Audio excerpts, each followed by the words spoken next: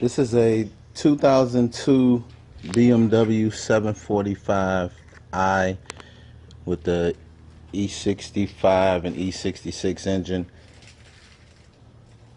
What I'm doing here is replacing the alternator and that mysterious oil leak, which is coming from the alternator bracket.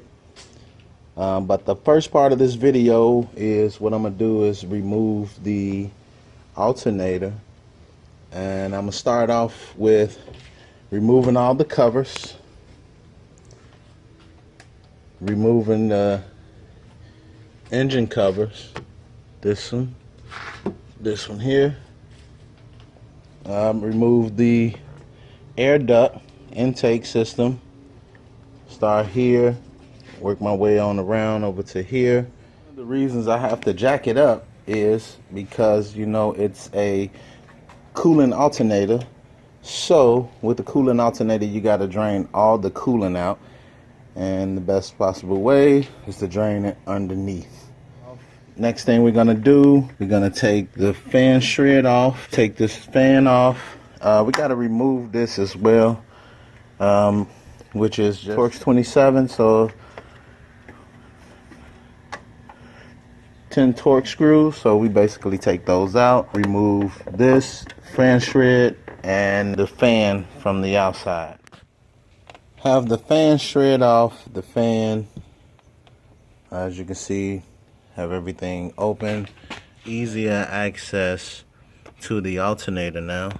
Have to take off the serpentine belt, and just make sure you remember the rotation of the serpentine belt. If you forget how it goes, you can go online and find out from there.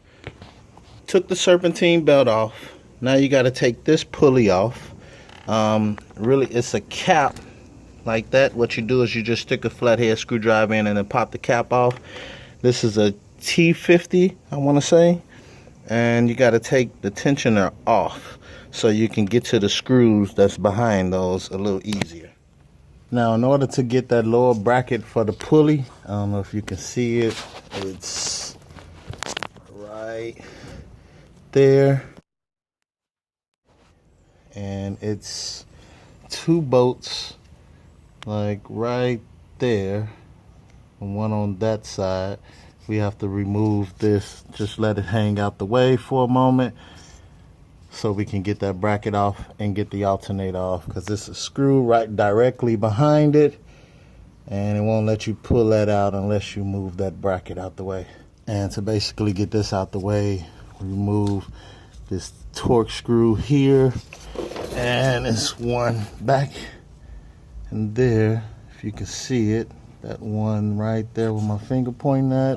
I did something a little different. I had to remove the two bolts that was here. Let's see if you can see that. One was here and one was just above it, that you can get both of those screws from the top. But it's a bolt back here that goes through the bracket, alternator bracket. You got to get an extension with an elbow, and it's a 13 nut. You got to stick back there right behind it. I kind of got to pull it out a little bit, and it's for the power steering.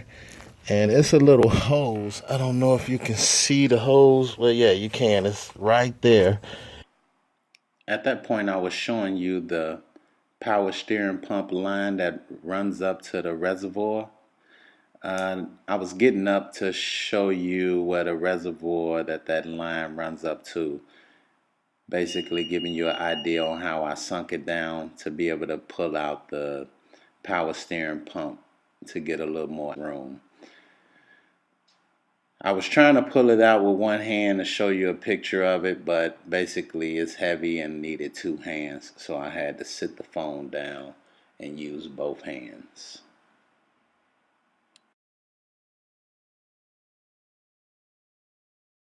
I have the power steering pump out the way.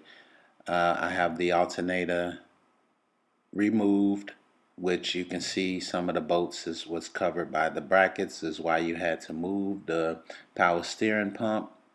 Basically, you just had to slide it out the way, and it'll give you a little bit more room to get to the bolts. in order to move it out the way. This showing you how I put the power steering reservoir over to the side to give you a little more room to work. At this point, the video will continue on how to finish installing the alternator.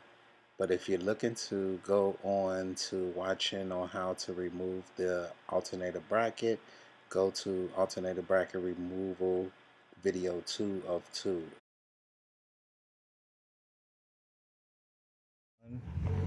In process of tightening up the bolts for the alternator, we'll put the pulley back on, which goes right here, and the tension pulley, I'll be putting that back on as well. And after that, I'm gonna put back up the steering pump, put that back right up here, tighten it down, run the line back up to the reservoir. Okay, kind of got a little ahead of myself. I did put the pulley back on, as you can see. I was in the process of putting on the power steering pump, and I needed to shoot a video. So in the process of putting that on, I'm gonna put the 2 bolts on, then I'm gonna put the tension pulley back on and go for the belt. Okay, got both the pulleys back on. Everything is tightened down. Tension pulley as well. About to put all the fan shreds, air filter box, connect the connectors back up. Just make sure everything is back tight and connected. Put the serpentine belt on. Fill it back up with coolant